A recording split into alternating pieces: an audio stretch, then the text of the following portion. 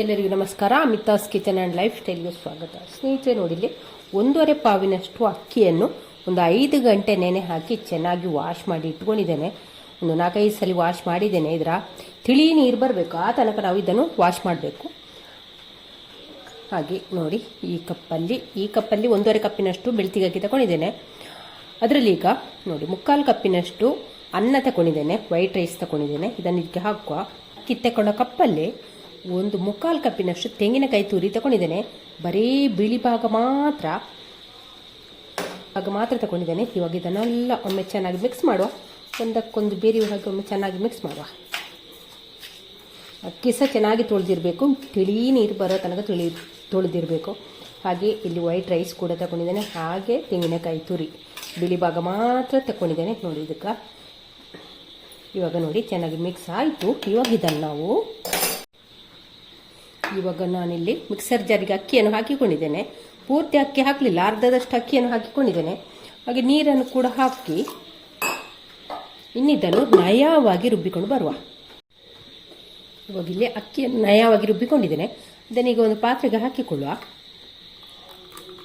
ಇನ್ನು ಉಳಿದಂಥ ಅಕ್ಕಿಯನ್ನು ಕೂಡ ಹಾಕಿಕೊಂಡು ಅದೇ ರೀತಿ ನಯವಾಗಿ ರುಬ್ಬಿ ತರುವ.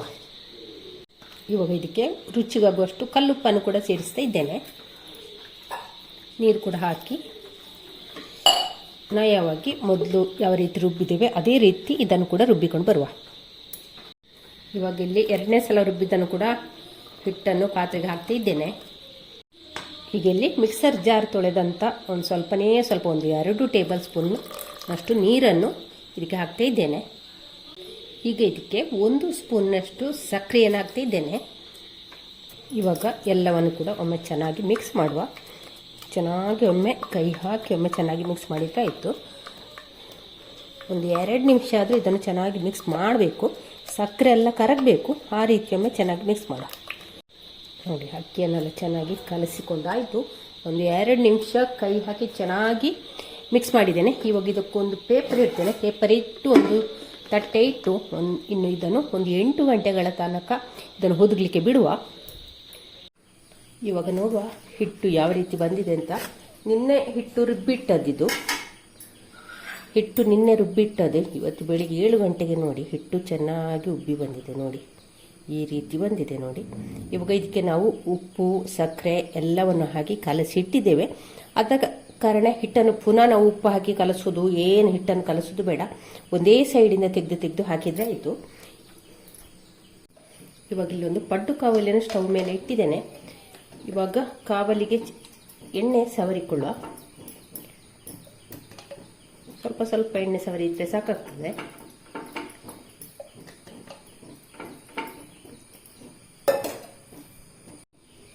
ಇವಾಗ ಇಲ್ಲಿ ಕಾದಂಥ ಪಡ್ಡು ಕಾವಲಿಗೆ ನಾವು ಹಿಟ್ಟನ್ನು ಹಾಕಿಕೊಳ್ಳುವ.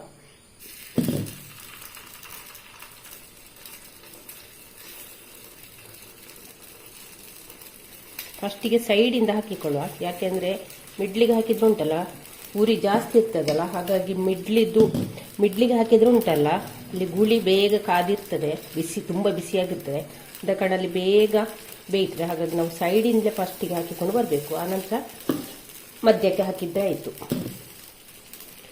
ಒಂದು 3/4 ಭಾಗದಷ್ಟು ಹಾಕಿದರೆ ಸಾಕು, ಫುಲ್ ಹಾಕಬೇಕು ಅಂತ ಏನಿಲ್ಲ.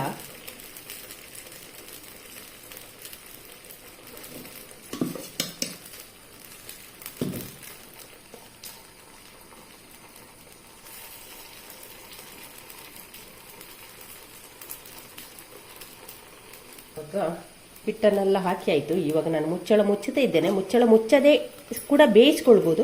ಮುಚ್ಚಳ ಮುಚ್ಚಿದ್ರೆ ಉಂಟಲ್ಲ ಬೇಗ ಬೇಯ್ತದೆ.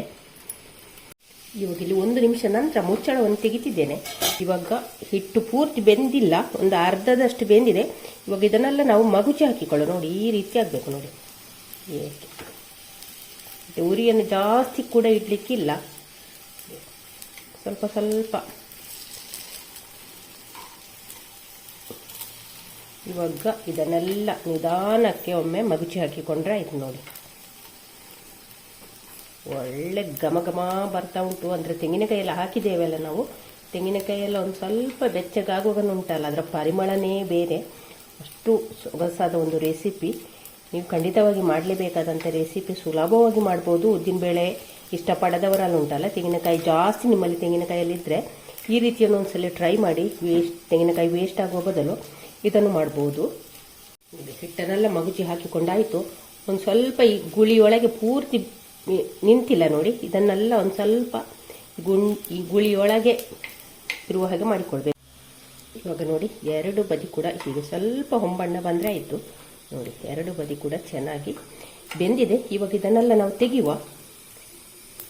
ನೋಡಿ, ತುಂಬ ಸಾಫ್ಟಾಗಿ ತುಂಬಾ ಪರಿಮಳಯುಕ್ತವಾಗಿ ಬಂದಿದೆ.